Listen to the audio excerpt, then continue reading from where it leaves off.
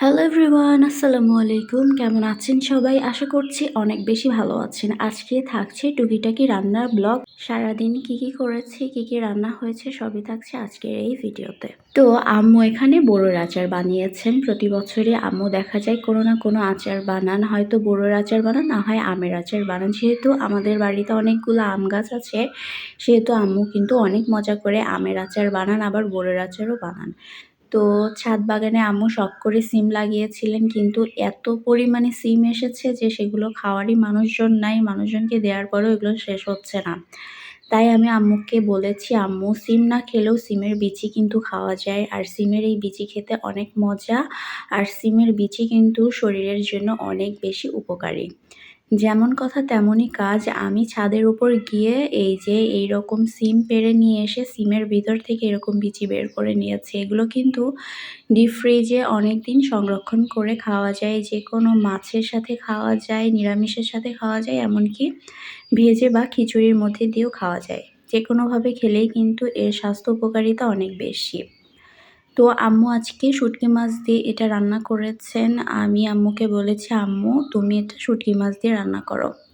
তো আম্মু বোয়াল শুঁটকি মাছ দিয়ে রান্না করেছেন। কিছু পরিমাণ সিমের বিচি আর আলু দিয়ে এই বোয়াল শুঁটকিটা রান্না করা হয়েছে ঝাল করে। খেতে তো ভালোই লাগছিল। তবে এর খোসাটা ছাড়িয়ে রান্না করলে আরও বেশি সুবিধা হয় খেতে।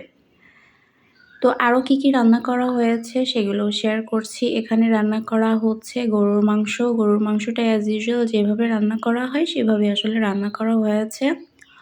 অনেকবার রেসিপি শেয়ার করেছি, তাই আজকে আর কোনো রেসিপি শেয়ার করা হলো না। জাস্ট কি রান্না করেছেন আম্মু সেগুলোই শেয়ার করছি।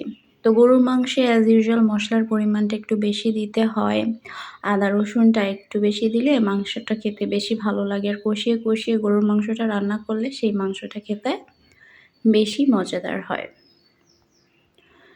তো এখানে টাটকা গরুর মাংস নিয়ে আসা হয়েছে। যেহেতু বলেছিলাম না, আমাদের বাগান বাড়ি অর্থাৎ আমাদের বাসাটা একদম মেইন বাজারের সাথে, যেকোনো সময়ই টাটকা সব কিছুই কিনতে পাওয়া যায়। একদম হাতের নাগালে সব কিছুই পাওয়া যায়। ব্যাংক বলেন সব কিছুই হাতের নাগালে। আর যেহেতু আমাদের এই বাগান বাড়িটা বা আমাদের এই বাড়িটা একদম থানার মধ্যে, সেহেতু সব কিছুরই সুযোগ সুবিধা একটু বেশি। তো কথা বলতে এই যে আম্মুর গতিতে রান্নাবান্না করছেন। তাহলে আম্মু রান্নাবান্না করুক, তাহলে আমি একটু রান্নাঘর থেকে বের হয়ে যাই। আর এদিক থেকে চারপাশটা একদম নিরিবিলি। রমজান মাসটা এমনি একটু নিরিবিলি থাকে। এই যে এটা হচ্ছে কোকিল। আমাদের বাসায় যেহেতু অনেক গাছপালা, সেহেতু নানান রকমের পাখি দেখতে পাওয়া যায়। কোকিল আমাদের বাসায় সবসময় দেখা যায় ডাকে। আমার কাছে বেশ ভালো লাগে। কোকিলের ডাক যে এত সুমধুর যে কি বলবো।